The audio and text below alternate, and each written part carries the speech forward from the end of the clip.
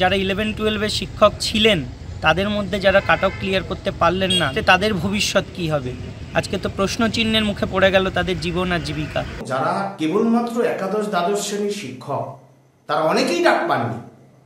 Education বিষয়ে সত্যব্রত জানা, তিনি ডাক পাননি, তাহলে তিনি কি আগামীকাল থেকে অযোগ্য হয়ে গেলেন? এসএসসি কল ফর ভেরিফিকেশনের তালিকা প্রকাশ করতেই মাথা চাড়া দিল বিতর্ক। ইন্টারভিউয়ে ডাক পেলেন না চাকরিহারা আন্দোলনকারীদের প্রথম সারির অনেক মুখ।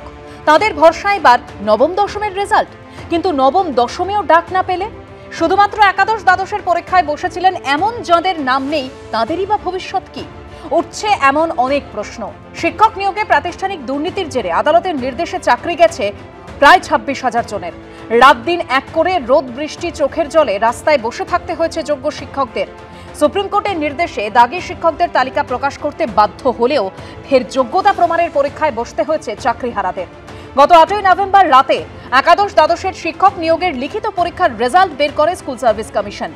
শনিবার রাতে ইন্টারভিউয়ের আগে ভেরিফিকেশনের জন্য যোগ্য 20,000 নামের তালিকা প্রকাশ করলো এসএসসি। ব্যক্তিগতভাবে 11-12-এ ডাক পাইনি, আমার 3 নম্বর কম এসেছে কাট অফের থেকে। এখন সামনে নবম দশমের রেজাল্ট, আশাবাদী যে সেখানে নিশ্চয়ই ভালো কিছু হবে। 7 বছর চাকরি করার পরেও এমন বহু ক্যান্ডিডেট আমাদের আছে যারা ইনক্লুড হতে পারেনি। তারা নবম দশম স্তরে আবার তাদেরকে অপেক্ষা করতে হচ্ছে। 24 ঘন্টা রাস্তায় পড়ে থেকেছি, তাদেরও অনেক ক্ষেত্রে অনেকেরই নাম্বার পর্যাপ্ত হয়নি। 5 থেকে 6 বছর চাকরি করার পর একটা প্রাতিষ্ঠানিক নিয়োগ অসঙ্গতি বা আমরা যে ক্ষতিগ্রস্ত হয়েছি তাতে আমাদের কিন্তু কোনো দোষ নেই। আমরা চাইছি যে কোনো মূল্যে ভবিষ্যৎ যেন তারা মৃত্যুমুখী না হয়ে যায়। নবম দশমের শিক্ষক নিয়োগের লিখিত পরীক্ষা হয়েছে গত 7ই সেপ্টেম্বর। সেই পরীক্ষার ফল এখনো প্রকাশিত হয়নি। যারা দুটি পরীক্ষাতেই বসেছিলেন কিন্তু ভেরিফিকেশনের ডাক পাননি, তারা সেই ফলের দিকে তাকিয়ে। এখনো অনেকটা পথ পেরোতে হবে। ইন্টারভিউ আছে, ডেমনস্ট্রেশন আছে। একটা অসম পরীক্ষার মধ্যে বসেছিলাম, এই পরীক্ষা দিয়েছিলাম। আমাদের তবু একটা চান্স থাকলেও জানি না ইন্টারভিউ আর ডেমনস্ট্রেশন দিয়ে পাবো কি না, কিছু বলার নেই। সরকার দেখুক নিরপরাধ মানুষরা শাস্তি পেলে কতটা কষ্ট হয়, আজও তারা লড়ছে। যে ইন্টারভিউয়ের আগে 10 নম্বর অ্যাড করা যাবে না, যদি ইন্টারভিউয়ের আগে 10 নম্বর অ্যাড করা হয় বা আমরা এই 10 নম্বর মানি না, সংবিধানের 16 নম্বর ধারা অনুযায়ী সরকারি চাকরিতে সকলের সমান অধিকার, কেন 10 নম্বর দেবো?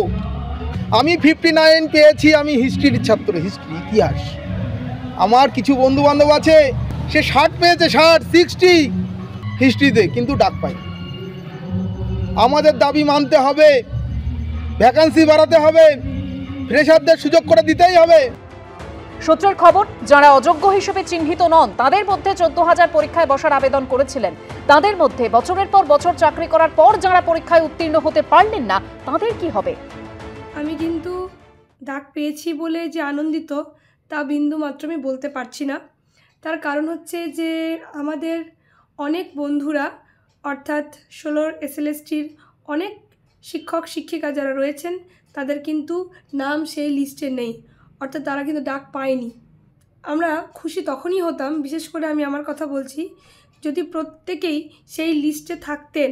অলরেডি যারা নির্দোষ তারা কিন্তু এই চাকরিরত অবস্থায় থাকা সত্ত্বেও ডাক পেলেন না, তাদের ভবিষ্যৎ আজ কী হবে? এই প্রেক্ষিতে শূন্যপদ বাড়ানোর দাবি তুলেছেন আন্দোলনকারী চাকরি প্রার্থীরা, দিয়েছেন নতুন করে আন্দোলনে নামার হুঁশিয়ারি। যারা কেবলমাত্র একাদশ দ্বাদশ শ্রেণীর শিক্ষক তারা অনেকেই ডাক পাননি। এই চাকরি চোর পার্থচন্দ্র চট্টোপাধ্যায়দের চুরির জন্য তিনি কি অযোগ্য হয়ে গেলেন?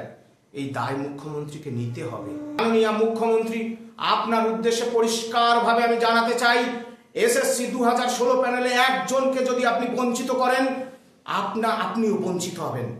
আমরা খোলাখুলি লড়াইয়ের জন্য আপনাকে আমরা চ্যালেঞ্জ করে দিলাম। আমরা রাস্তার লড়াইয়ের জন্য খুব শীঘ্রই নামছি। শিক্ষামন্ত্রী এক্স হ্যান্ডেলে জানিয়েছেন, উত্তীর্ণ প্রার্থীদের নথিপত্র যাচাই প্রক্রিয়া আগামী 18 নভেম্বর থেকে শুরু হবে, যা মুখ্যমন্ত্রীর প্রতিশ্রুতি অনুযায়ী ডিসেম্বরের মধ্যেই নিয়োগ প্রক্রিয়া সম্পন্ন করার আমাদের অঙ্গীকারের স্বচ্ছ, সুদৃঢ় ও দায়বদ্ধতার আরেকটি উজ্জ্বল দৃষ্টান্ত। এসএসসি সূত্রে খবর, একাদশ দ্বাদশের শূন্যপদ 12,445, 20,000 নামের তালিকা প্রকাশ করা হয়েছে। অর্থাৎ প্রতি 10টি শূন্যপদের জন্য ইন্টারভিউতে ডাক পাবেন 16 জন। কৃষ্ণেন্দু অধিকারী ও ঐশী মুখোপাধ্যায়ের রিপোর্ট, এবিপি আনন্দ।